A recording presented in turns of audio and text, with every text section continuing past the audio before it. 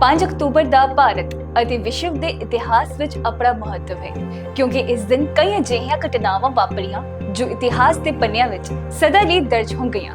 ਤਾਂ ਆਓ ਜਾਣਦੇ ਹਾਂ 5 ਅਕਤੂਬਰ ਦੇ ਇਤਿਹਾਸ ਬਾਰੇ। ਰਾਣੀ ਦੁਰਗਾਵਤੀ ਦਾ ਜਨਮ 5 ਅਕਤੂਬਰ 1524 ਨੂੰ ਬਾਂਦਾ 'ਚ ਹੋਇਆ ਸੀ। ਉਹ ਭਾਰਤ ਦੀ ਇੱਕ ਪ੍ਰਮੁੱਖ ਮਹਿਲਾ ਸ਼ਾਸਕ ਸੀ ਜਿਨ੍ਹਾਂ ਨੇ ਗੋਂਡਵਾਨਾ ਰਾਜ ਤੇ ਰਾਜ ਕੀਤਾ। ਰਾਣੀ ਦੁਰਗਾਵਤੀ ਦਾ ਵਿਆਹ ਗੋਂਡਵਾਨਾ ਦੇ ਰਾਜਾ ਦਰਬਤ ਸ਼ਾਹ ਨਾਲ ਹੋਇਆ ਸੀ।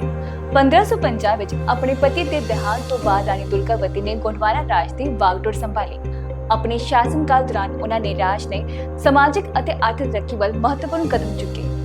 ਰਾਣੀ ਦੁਰਗਾਵਤੀ ਨੇ ਕਿਸਾਨਾਂ ਦੀ ਭਲਾਈ ਲਈ ਕਈ ਉਪਾਅ ਕੀਤੇ, ਪਾਣੀ ਦੇ ਪ੍ਰਬੰਧਨ ਅਤੇ ਨਹਿਰਾਂ ਦੇ ਨਿਰਮਾਣ ਵਿੱਚ ਵੀ ਯੋਗਦਾਨ ਪਾਇਆ ਅਤੇ ਵਪਾਰ ਨੂੰ ਉਤਸ਼ਾਹਿਤ ਕੀਤਾ।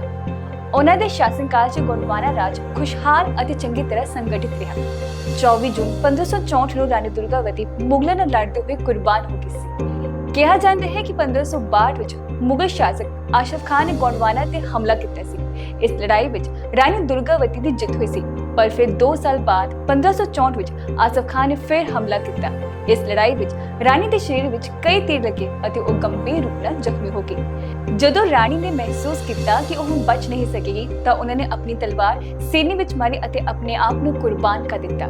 ਇਸ ਲੜਾਈ ਵਿੱਚ ਰਾਣੀ ਦੁਰਗਾਵਤੀ ਨੇ ਬਹਾਦਰੀ ਨਾਲ ਲੜਦੇ ਹੋਏ ਆਪਣੀ ਜਾਨ ਗਵਾ ਦਿੱਤੀ, ਪਰ ਉਹਨਾਂ ਦੀ ਬਹਾਦਰੀ ਨੇ ਉਹਨਾਂ ਨੂੰ ਅਮਰ ਕਰ ਦਿੱਤਾ। ਮਸ਼ਹੂਰ ਭਾਰਤੀ ਪੱਤਰਕਾਰ, ਸੰਪਾਦਕ ਅਤੇ ਮੀਡੀਆ ਸੰਸਥਾਪਕ ਰਾਮਨਾਥ ਗੋਇੰਕਾ ਦਾ ਦੇਹਾਂਤ 5 ਅਕਤੂਬਰ 1991 ਨੂੰ ਮੁੰਬਈ 'ਚ ਹੋਇਆ ਸੀ। ਰਾਮਨਾਥ ਗੋਇੰਕਾ ਦਾ ਜਨਮ 22 ਅਪ੍ਰੈਲ 1904 ਨੂੰ ਦਰਭੰਗਾ 'ਚ ਹੋਇਆ ਸੀ। ਉਹਨਾਂ ਨੇ ਆਪਣੇ ਕੈਰੀਅਰ ਦੀ ਸ਼ੁਰੂਆਤ ਇੱਕ ਛੋਟੀ ਪੱਤਰਕਾਰ ਵਜੋਂ ਕੀਤੀ ਸੀ। ਇਸ ਤੋਂ ਬਾਅਦ ਉਹਨਾਂ ਨੇ ਆਪਣੇ ਸਾਥੀ ਰਾਜਾ ਮੋਹਨ ਪ੍ਰਸਾਦ ਨਾਲ ਮਿਲ ਕੇ ਸਾਲ 1932 'ਚ ਦ ਇੰਡੀਅਨ ਐਕਸਪ੍ਰੈਸ ਸ਼ੁਰੂ ਕੀਤਾ। ਸਾਲ 2000 ਵਿੱਚ ਇੰਡੀਅਨ ਟੁਡੇ ਮੈਗਜ਼ੀਨ ਨੇ ਉਹਨਾਂ ਨੂੰ ਭਾਰਤ ਨੂੰ ਆਕਾਰ ਦੇਣ ਵਾਲੇ 100 ਲੋਕਾਂ ਦੀ ਸੂਚੀ 'ਚ ਸ਼ਾਮਲ ਕੀਤਾ। ਪੱਤਰਕਾਰ ਵਿੱਚ ਉੱਤਮਤਾ ਲਈ ਰਾਮਨਾਥ ਗੋਇੰਕਾ ਦੇ ਨਾਂ ਤੇ ਰਾਮਨਾਥ ਗੋਇੰਕਾ ਪੁਰਸਕਾਰ ਰੱਖਿਆ ਗਿਆ ਹੈ। ਇਹ ਪੁਰਸਕਾਰ ਭਾਰਤ 'ਚ ਪੱਤਰਕਾਰੀ ਦੇ ਖੇਤਰ ਵਿੱਚ ਦਿੱਤੇ ਜਾਣ ਵਾਲੇ ਸਰਵੋਤਮ ਪੁਰਸਕਾਰਾਂ ਵਿੱਚੋਂ ਇੱਕ ਹੈ। ਇਸ ਦੇ ਨਾਲ ਹੀ ਐਮਰਜੈਂਸੀ ਦੌਰਾਨ ਰਾਮਨਾਥ ਗੋਇੰਕਾ ਉਹਨਾਂ ਕੁਝ ਕਾਰੋਬਾਰੀਆਂ ਅਤੇ ਪੱਤਰਕਾਰਾਂ ਵਿੱਚੋਂ ਇੱਕ ਸਨ ਜਿਨ੍ਹਾਂ ਨੇ ਇੰਦਰਾ ਗਾਂਧੀ ਦੀ ਸਰਕਾਰ ਦਾ ਸਖਤ ਵਿਰੋਧ ਕੀਤਾ ਸੀ। ਰਾਮਨਾਥ ਗੋਇੰਕਾ 1971 ਦੀਆਂ ਆਮ ਚੋਣਾਂ ਵਿੱਚ ਭਾਰਤੀ ਜਨ ਸੰਘ ਦੇ ਉਮੀਦਵਾਰ ਵਜੋਂ ਵਿਦੇਸ਼ਾ ਲੋਕ ਸਭਾ ਹਲਕੇ ਤੋਂ ਲੋਕ ਸਭਾ ਦੇ ਮੈਂਬਰ ਚੁਣੇ ਗਏ ਸਨ। 5 ਅਕਤੂਬਰ 1864 ਨੂੰ ਕਲਕੱਤਾ ਵਿੱਚ ਇੱਕ ਵਿਨਾਸ਼ਕਾਰੀ ਚੱਕਰਵਾਤ ਆਇਆ ਸੀ। ਇਸ ਚੱਕਰਵਾਤ ਨੇ ਕੋਲਕਾਤਾ ਦੇ ਜ਼ਿਆਦਾਤਰ ਹਿੱਸਿਆਂ ਨੂੰ ਤਬਾਹ ਕਰ ਦਿੱਤਾ। ਇਸ ਚੱਕਰਵਾਤ ਵਿੱਚ ਘੱਟੋ-ਘੱਟ 60,000 ਲੋਕਾਂ ਦੀ ਮੌਤ ਹੋ ਗਈ ਸੀ। ਜ਼ਿਆਦਾਤਰ ਮੌਤਾਂ ਡੁੱਬਣ ਕਾਰਨ ਹੋਈਆਂ ਸਨ। ਇਸ ਚੱਕਰਵਾਤ ਕਾਰਨ ਹੁਗਲੀ ਨਦੀ ਪੂਰੀ ਤਰ੍ਹਾਂ ਵਹਿ ਗਈ ਅਤੇ ਆਪਣੇ ਰਸਤੇ ਦੀ ਹਰ ਚੀਜ਼ ਨੂੰ ਵਹਾ ਕੇ ਲੈ ਗਈ। ਇਸ ਚੱਕਰਵਾਤ ਦੀ ਪਾਣੀ ਦੀ ਲਹਿਰ 15 ਫੁੱਟ ਉੱਚੀ ਸੀ। ਚੱਕਰਵਾਤ ਤੋਂ ਬਾਅਦ ਸ਼ਹਿਰ ਆਲੇ ਦੁਆਲੇ ਦੇ ਖੇਤਰਾਂ ਅਤੇ ਕੁਝ ਬੰਦਰਗਾਹਾਂ ਨੂੰ ਦੁਬਾਰਾ ਬਣਾਉਣਾ ਪਿਆ। ਇਸ ਚੱਕਰਵਾਤ ਕਾਰਨ ਕੋਲਕਾਤਾ ਵਿੱਚ 102 ਪੱਕੇ ਘਰ ਤਬਾਹ ਹੋ ਗਏ, 503 ਪੂਰੀ ਤਰ੍ਹਾਂ ਨੁਕਸਾਨੇ ਗਏ ਅਤੇ 40,698 ਝੌਂਪੜੀਆਂ ਪੂਰੀ ਤਰ੍ਹਾਂ ਤਬਾਹ ਹੋ ਗਈਆਂ। ਐਪਲ ਕੰਪਨੀ ਦੇ ਸਹਿ ਸੰਸਥਾਪਕ ਅਤੇ ਸਾਬਕਾ ਸੀਈਓ ਸਟੀਵ ਜੌਬਸ ਦੇ ਦੇਹਾਂਤ 5 ਅਕਤੂਬਰ 2011 ਨੂੰ ਕੈਲੀਫੋਰਨੀਆ 'ਚ ਹੋਇਆ ਸੀ। ਸਟੀਵ ਜੌਬਸ ਨੂੰ ਅਜਿਹੀ ਸ਼ਖਸੀਅਤ ਤੋਂ ਇੱਕ ਮੰਨਿਆ ਜਾਂਦਾ ਹੈ ਜਿਨ੍ਹਾਂ ਨੇ ਆਧੁਨਿਕ ਤਕਨਾਲੋਜੀ ਦੇ ਖੇਤਰ ਵਿੱਚ ਕ੍ਰਾਂਤੀ ਲਿਆਂਦੀ।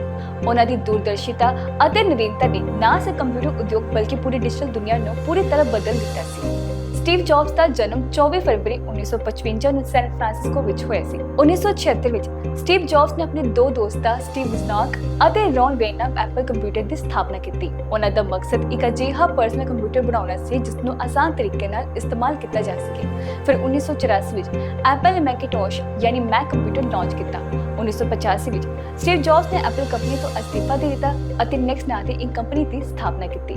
ਸਾਲ 1996 ਵਿੱਚ ਐਪਲ ਨੇ ਨੈਕਸਟ ਨੂੰ ਖਰੀਦਿਆ ਜਿਸ ਨਾਲ ਜੌਬਸ ਦੀ ਐਪਲ 'ਚ ਵਾਪਸੀ ਹੋਈ।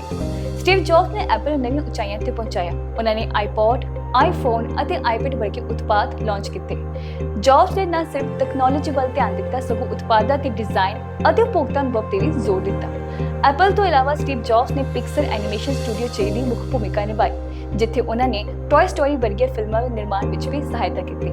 ਉਹਨਾਂ ਨੇ ਪਿਕਸਰ ਨੂੰ ਦੁਨੀਆ ਦੀ ਸਭ ਤੋਂ ਸਫਲ ਐਨੀਮੇਸ਼ਨ ਕੰਪਨੀਆਂ ਵਿੱਚੋਂ ਇੱਕ ਬਣਾਇਆ। ਫਰਾਂਸ ਵਿੱਚ 5 ਅਕਤੂਬਰ 1944 ਨੂੰ ਔਰਤਾਂ ਨੂੰ ਵੋਟ ਪਾਉਣ ਦਾ ਅਧਿਕਾਰ ਮਿਲਿਆ ਸੀ। ਦੂਜੇ ਵਿਸ਼ਵ ਯੁੱਧ ਦੇ ਅੰਤ ਤੋਂ ਬਾਅਦ ਯੂਰਪੀਅਨ ਦੇਸ਼ਾਂ ਵਿੱਚ ਸਮਾਜਿਕ ਅਤੇ ਰਾਸ਼ਟਰੀ ਪੁਨਰ ਨਿਰਮਾਣ ਦੀ ਪ੍ਰਕਿਰਿਆ ਸ਼ੁਰੂ ਹੋਈ। ਫਰਾਂਸ ਵਿੱਚ ਔਰਤਾਂ ਦੇ ਮਤੇ ਲਈ ਲੰਬੇ ਸਮੇਂ ਤੋਂ ਅੰਦੋਲਨ ਚੱਲ ਰਿਹਾ ਸੀ। ਦੂਜੇ ਵਿਸ਼ਵ ਯੁੱਧ ਤੋਂ ਬਾਅਦ ਫਰਾਂਸ ਦੀ ਅੰਤਰਿਮ ਸਰਕਾਰ ਨੇ ਔਰਤਾਂ ਨੂੰ ਵੋਟ ਦਾ ਅਧਿਕਾਰ ਦੇਣ ਬਾਰੇ ਕਈ ਵਿਚਾਰ ਵਟਾਂਦਰੇ ਕੀਤੇ। 21 ਅਪ੍ਰੈਲ 1944 ਨੂੰ ਫਰਾਂਸ ਦੇ ਅੰਤਰਿਮ ਰਾਸ਼ਟਰਪਤੀ ਚਾਰਲਸ ਡੀ ਗੋਲ ਨੇ ਔਰਤਾਂ ਨੂੰ ਵੋਟ ਦਾ ਅਧਿਕਾਰ ਦੇਣ ਦਾ ਹੁਕਮ ਜਾਰੀ ਕੀਤਾ।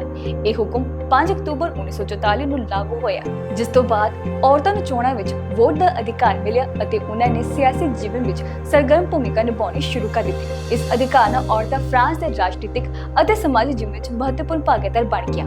ਉਹ ਵੱਖ-ਵੱਖ ਚੋਣਾਂ 'ਚ ਉਮੀਦਵਾਰ ਬਣੀ ਅਤੇ ਕਈ ਅਹੁਦੇ ਚੋਣ ਜਿੱਤ ਕੇ ਰਾਜਨੀਤੀ 'ਚ ਆਪਣਾ ਸਥਾਨ ਸਥਾਪਿਤ ਕੀਤਾ। अंतर्राष्ट्रीय अध्यापक दिवस 5 अक्टूबर ਨੂੰ ਮਨਾਇਆ ਜਾਂਦਾ ਹੈ। ਇਹ ਦਿਨ ਹਰ ਸਾਲ ਦੁਨੀਆ ਭਰ 'ਚ ਅਧਿਆਪਕਾਂ ਦੇ ਯੋਗਦਾਨ ਨੂੰ ਸਨਮਾਨਿਤ ਕਰਨ ਅਤੇ ਉਹਨਾਂ ਦੀ ਮਹੱਤਵਪੂਰਨ ਭੂਮਿਕਾ ਨੂੰ ਮਾਨਤਾ ਦੇਣ ਲਈ ਮਨਾਇਆ ਜਾਂਦਾ ਹੈ। ਅੰਤਰਰਾਸ਼ਟਰੀ ਅਧਿਆਪਕ ਦਿਵਸ ਦੀ ਸਥਾਪਨਾ 1994 ਵਿੱਚ ਕੀਤੀ ਗਈ ਸੀ। ਇਸ ਦਿਨ ਨੂੰ United nation education scientific and cultural organisation ਯਾਨੀ ਕਿ ਯੂਨੈਸਕੋ ਦੁਆਰਾ ਮਨਾਇਆ ਜਾਂਦਾ ਹੈ। ਇਸ ਦਾ ਮਕਸਦ ਅਧਿਆਪਕਾਂ ਦੇ ਪੇਸ਼ੇ ਦੀ ਮਾਣ ਮਰਿਆਦਾ ਅਤੇ ਉਹਨਾਂ ਦੀ ਸਮਾਜਿਕ ਭੂਮਿਕਾ ਨੂੰ ਉਤਸ਼ਾਹਿਤ ਕਰਨਾ ਹੈ। ਇਸ ਦਿਨ ਦਾ ਮੁੱਖ ਮਕਸਦ ਅਧਿਆਪਕਾਂ ਦੀ ਵਿਲੱਖਣ ਯੋਗਦਾਨ ਨੂੰ ਪਛਾਣਨਾ ਅਤੇ ਉਹਨਾਂ ਦਾ ਸਨਮਾਨ ਕਰਨਾ ਹੈ। ਇਹ ਦਿਨ ਉਹਨਾਂ ਵੱਲੋਂ ਸਮਾਜ ਲਈ ਕੀਤੇ ਗਏ ਯਤਨਾਂ ਦੀ ਸ਼ਲਾਘਾ ਕਰਦਾ ਹੈ। ਅਧਿਆਪਕ ਦਿਵਸ ਤੇ ਵੱਖ-ਵੱਖ ਪ੍ਰੋਗਰਾਮ ਅਤੇ ਸੈਮੀਨਾਰ ਆਯੋਜਿਤ ਕੀਤੇ ਜਾਂਦੇ ਹਨ, ਜਿਨ੍ਹਾਂ ਦਾ ਮਕਸਦ ਅਧਿਆਪਕਾਂ ਦੇ ਪੇਸ਼ੇਵਰ ਵਿਕਾਸ ਨੂੰ ਉਤਸ਼ਾਹਿਤ ਕਰਨਾ ਅਤੇ ਸਿੱਖਿਆ ਦੀ ਗੁਣਵੱਤਾ ਵਿੱਚ ਸੁਧਾਰ ਕਰਨਾ ਹੈ।